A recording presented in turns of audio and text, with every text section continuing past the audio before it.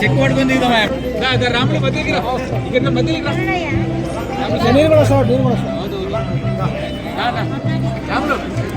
పట్ల ఎట్లా ఫీల్ అవుతున్నారు చెప్పండి, ఎట్లా ఫీల్ అవుతున్నారు ఈ పెద్ద అవార్డు రావడం? మా తాత ముత్తాతల కానీ అయితే మీద మాకు అవార్డు వస్తున్నది.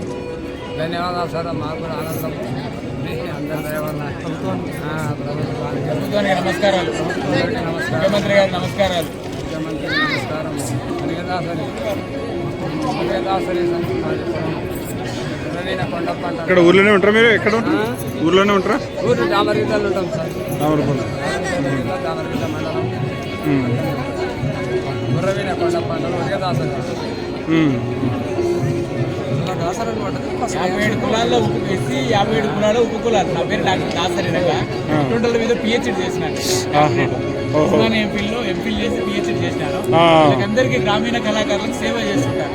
57 కులాలలో ఉపకులమైనటువంటి ఒలియదాసరి వీళ్ళంతా అద్భుతమైనటువంటి కళాకారులు. శ్రీకృష్ణదేవరాయల కాలంలో కూడా వీళ్ళు యక్షగానాలు ఆడి ఆ రాజులను సంతోషపరిచినట్టుగా మనకు చారిత్రక ఆధారాలు ఉన్నాయి.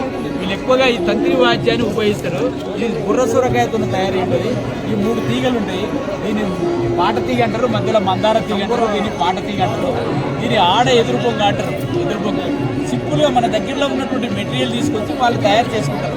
ఒక వీణ, శాస్త్రీయ వాయిద్యమైనటువంటి వీణ ఉంది కదా, ఆ వీణ ఒకవేళ ప్రాబ్లం అయితే ఒక 4-5 రోజులు అవుతుంది. వీళ్ళు అట్లా కాదు, అప్పటికప్పుడు అక్కడ స్థానికమైనటువంటి బుర్రగాయలను, వెదురుగాయలను తీసుకొని ఈ వాయిద్యాన్ని వీళ్ళే మ్యానుఫ్యాక్చర్డ్, వీళ్ళే తయారు చేసుకుని అద్భుతమైనటువంటి వైష్ణవ కీర్తనలు వాడతారు. ఎక్కువగా తత్వాలు, ఆత్మ, పరమాత్మ అనే నేపథ్యాన్ని కలిగినటువంటి అద్భుతమైనటువంటి తాత్వికేయులు పాడతారు. అట్లా ఇప్పుడు ఎందుకంటే సమాజంలో మానవత విలువలు తక్కువైతున్నాయి, పెరుగుతున్నాయి. వృద్ధాశ్రమాలు పెరుగుతున్నాయి, మానవత విలువలు తక్కువైపోతున్నాయి. కాబట్టి ఈ తత్వగేయాల ద్వారా ప్రపంచానికి ఒక మంచిని బోధించే ప్రయత్నం. Is a philosophers greatest philosophy ఉంటుంది ఇలా పాటల్లో.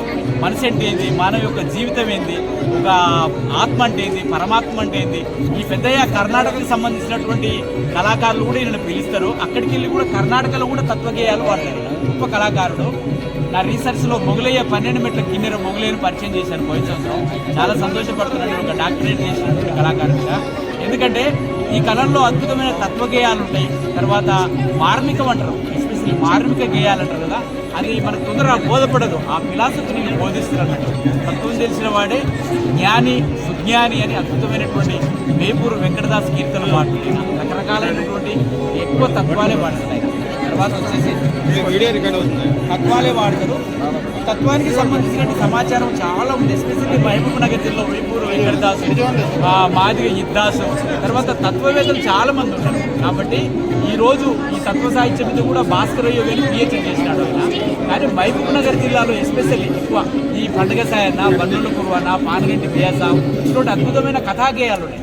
ఆ కథాగేయాల నేపథ్యంలో నేను పిహెచ్డి చేశాను. పిహెచ్డి చేసినప్పుడే ఈ కళాకారులంతా కలవడం, తర్వాత ఎంపీలు చేసినప్పుడు ఒక 1100 పాటలు సేకరించాను 2008లో. తర్వాత కథాగేయాల నేపథ్యంలో వీళ్ళందరూ కలవడం జరిగింది. కానున్నది